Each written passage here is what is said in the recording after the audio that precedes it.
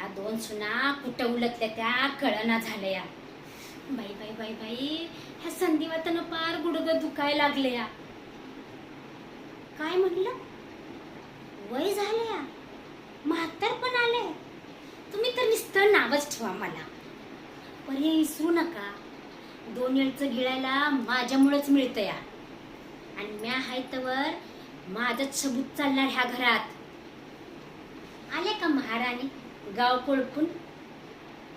काय पाप केलं, अशा 2 सुना माझ्या गळ्यात पडल्या. लागा स्वयंपाकाला.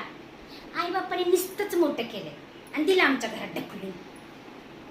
काय गाय डोळं टाळून काय बघतीस? घे दळण करायला.